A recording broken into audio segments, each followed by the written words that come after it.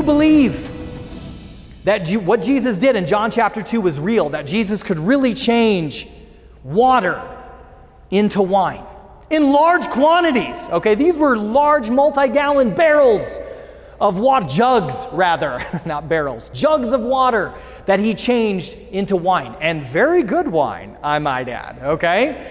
Do you believe that? If you do believe that, then obviously bread and wine can literally become his resurrected body and blood. It can become him. New question, do you believe in John chapter 6 that Jesus actually multiplied 5 loaves and 2 fish and fed 5,000 people? If you believe that, then it's not so much of a stretch to say he can multiply the Eucharist in mass after mass after mass and feed the entire world. Do you believe that Jesus is both God and man? If you do, then it's not so hard to believe that the Eucharist can really be his body and blood if he says so, which he so clearly did. And we talked about it at length last night. Okay? Last question of these: do we take him at his word that we have to eat his body and drink his blood to have eternal life?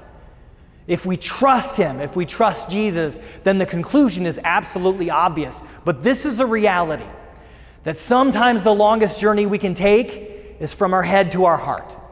And this kind of leads me into my own personal testimony. So at 18 years old, I had a bit of a religious experience. To be honest with you, I was 50-50 on the God question, okay? I wasn't sure if God existed.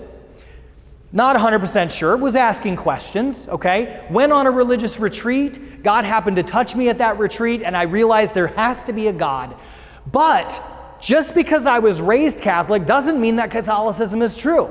Remember, skeptical guy, okay? So I launched into this truth quest, as I would call it, and my goal was to study all the world's religions, find out which one actually has evidence, which one actually might be true, and then when I find that, then if any, and then explore that one in greater depth, because I knew every religion had a whole bunch of subgroups and subsects as part of the religion, so I'd have to study each one of those to see which one, if any, were actually true, that had good evidence.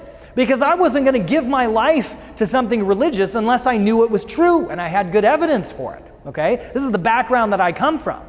But I'm fully committed to the truth, that if I discovered the truth, then I was all in. It's part of the reason why I ended up dedicating my professional life to Jesus. I can't help but to not give my life to the Lord because I've become so convinced of the truths of our Catholic faith. And I'm like, fellow Catholics got to know this. We've got so much goodness and so much truth. I can't help but to share this stuff. But for me, I became convinced of Catholicism. I became convinced of the sacraments by 18, 19, 20 years old. But even in those first few years, I really struggled with the Eucharist, with Mary, and with the Catholic Church's teaching on contraception and family planning. I was really struggling with those.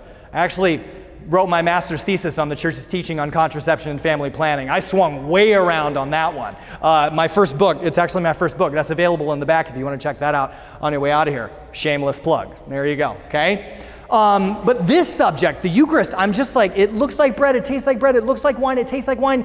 How can it possibly actually be Jesus' body, blood, soul, and divinity?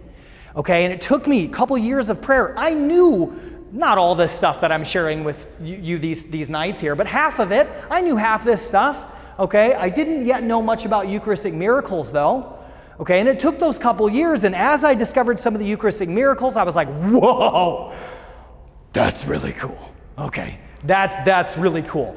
But it was these kinds of questions that I started to ask myself. I listened to a talk on the Eucharist, and the speaker asked these questions. Do you trust Jesus? Do you believe that he really is God and man? And I'm like, yeah. Do you really believe that he multiplied the loaves and fishes? Yeah. Do you really believe that he turned water to wine? Yeah. Well, then what's my problem? Why can't I just click into this and trust Jesus on this? And that was part of where God's grace reached into my life and helped me get that over that extra hump, okay? So I'd encourage you, if you're not quite there, stick with it. Allow God's grace to bring you the rest of the way.